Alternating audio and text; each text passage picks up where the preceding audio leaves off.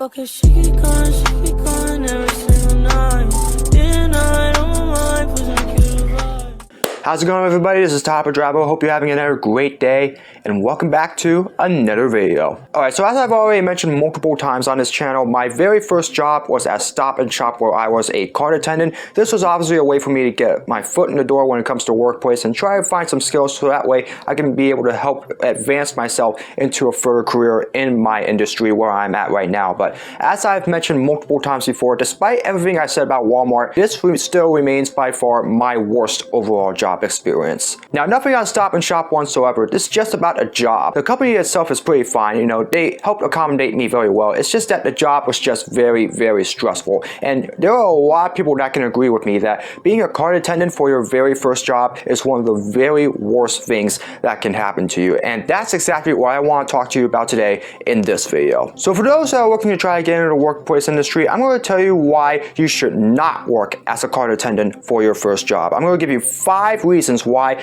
you should avoid using this job as your first job to get into the workplace industry. And a lot of these reasons, I think, are very similar to what others have said about this job as well. So the first reason why you should avoid being a cart attendant, and this is probably one of the most obvious, is because you get very low pay. Now, obviously, the cart attendant is at the very, very bottom of the food chain at a supermarket or at any sort of retail facility that you work at. You get paid the least out of everybody that works there. Not only that, obviously, you don't even get full-time hours as a cart attendant. In fact, most cart attendants only get at least 20 to 30 hours a week. So if you're looking for your first overall job to be a full-time job, you're not going to get it as a cart attendant. Plus, like I said, you're mostly being paid on like a very small hourly wage. So like at the very most, you're probably going to get like $10 or $11 an hour for a 4 or 5 hour shift at the very least. And now granted, it is a part-time job, so obviously you can expect the pay to be very low. But like I said before, you know, the fact that you're being paid that low while most other part-time positions can pay you at least more than $13 an hour, like for example, a cashier or a stocker and all of that stuff,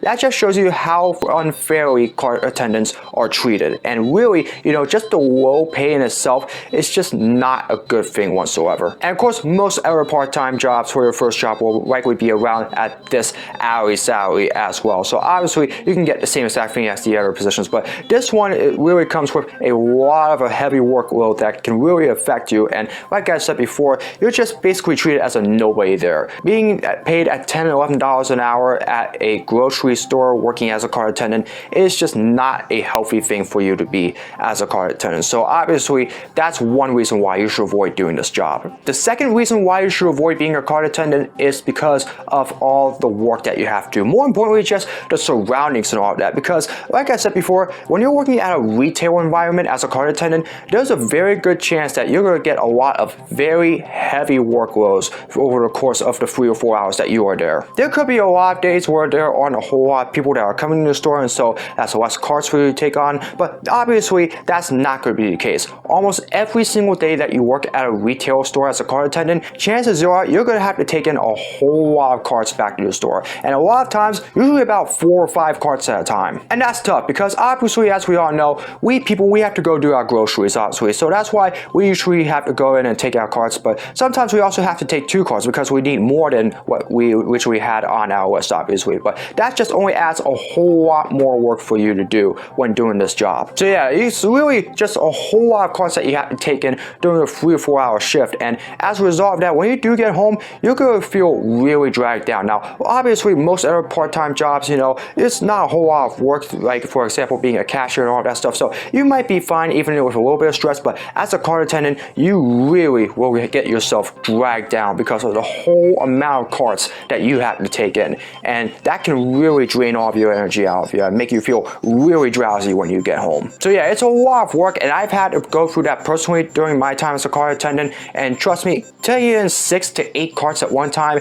it can take a whole lot out of you, and so it's worth just protecting yourself than just really having to go in there and try to do that many carts at one time. The third reason why you should avoid doing this job is because of safety. Now, this goes into what I just said for number 2. Safety wise, there's a possibility that you are going to get seriously hurt at this job, especially since you're doing it in a very public environment where, especially in a parking lot, like in a major retail store like Walmart or a Stop and Shop and all that stuff, you are going to be dealing with a whole lot of people coming in and out of the store. There's a good possibility that not only you could get hurt, but you could get somebody else hurt as well if you are not careful. Because let's face it, a lot of carts that you're taking in, somebody might not even notice that you're trying to take all those carts in, and if you run into them, that could do a whole lot of damage for that person. In fact, you can really injure them as well. And not only that, if you're doing it right next to a car, if you scratch somebody's car, that could be on you as well, because you may have to pay for all of that. Take it from me, during one day while I was working as a car attendant, I was trying to take in a whole lot of carts, and I accidentally scratched the car of another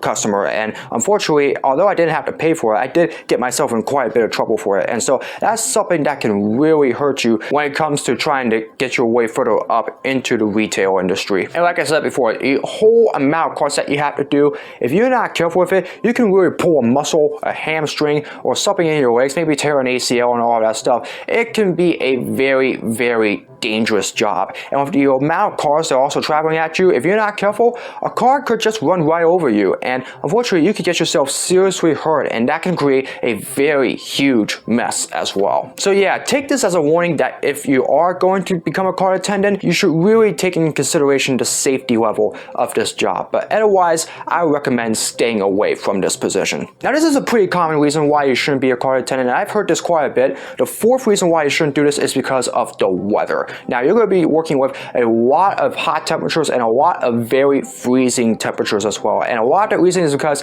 you are working outside, which is what all car attendants do. And there will be days during the winter where there is absolutely freezing cold, like let's say like it's below 30 or 20 degrees. You have to put on a whole lot of layers just to be able to keep yourself warm. And like I said, you're being outside for almost the whole entire time. There's very little time for you to go inside and get some rest, because chances are all the carts in one area are going to be filled up again, and you're going to have to take everything back to the store. So there's very little time for you to warm up during cool weather. And of course, you can't forget about the snow as well, which makes things extra tricky as well, especially if you're working in a major snowstorm. That can be a very dramatic problem. And then there's also the summer weather. Like I said before, you're working at almost 80 to 90 degree weather during the summer most of the time. And because of that, you really have to consider what you have to wear, as well as all the sunscreen. And chances are you're also going to have to figure out how you're going to keep yourself hydrated, because you're really not going to get yourself a break during the 3 or 4 hour shift that you're doing as a car attendant. Take it from me, during those short amount of time that I was working as a car attendant during the summer, it was so hot during those days that I could barely even keep myself up, and I just really wanted to get myself a drink and all of that, but I couldn't, because I really just couldn't get myself a break. And so I had to be out there for a whole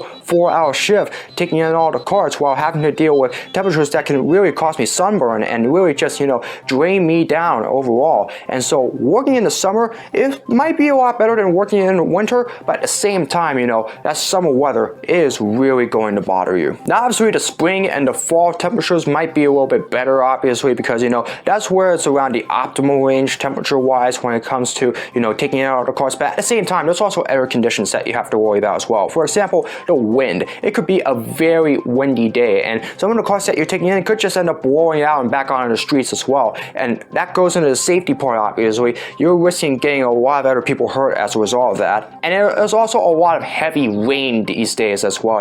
If you're working outside as a car attendant and it's heavily raining, you're going to get yourself very, very soaked. And it's going to be very hard for you to keep yourself dry as well. So the weather can play a very major role as a car attendant. You're dealing with a lot of very treacherous conditions. And so if you're willing to take on that, hey, good for you. But otherwise, it's probably best to just keep yourself warm and find a part-time job that might be a lot better temperature, as well as, indoor wise than it is as a car attendant. Finally, the fifth and most important reason why you should not be a car attendant is that this is probably the loneliest part-time job that you will ever get. Trust me, you will feel very, very alone as a car attendant. I say it's because you're going to be working outside as a parking lot where it's really just a lone wolf, obviously.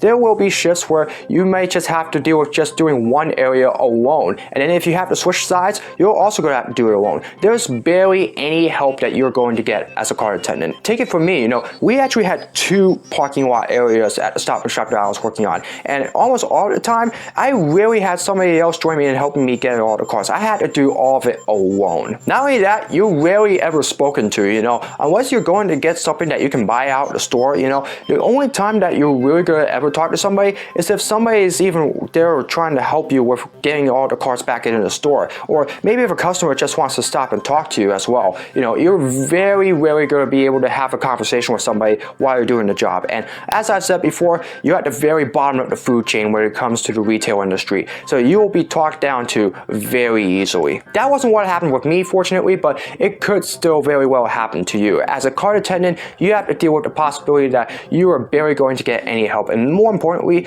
you're going to have to be doing all of this stuff alone in the treacherous weather conditions that you have to deal with, and all of the other factors that I've just brought in for this overall talk. And really, it's just going to be a very miserable job for you as a cart attendant, because as I've mentioned multiple times already, you are going to have to deal with all of these things all by yourself. Now again, this is just based off of my experience alone as a car attendant. Those 5 months that I worked as a car attendant for my first job, it was the most miserable 5 months that I've ever had working in the workplace. And even though it was my first job, it is definitely an area of workplace that I hope to never get into again, and hopefully I never will, because as I'm now in the media and marketing industry, my focus is now primarily on that. You really have to consider the factors of what you want your first job to look like. Would you want it to be something safe or something like indoors, so that way you're able to learn faster, or would you rather take the risk of doing something like this and risk potentially getting hurt or maybe being affected by a whole bunch of other factors?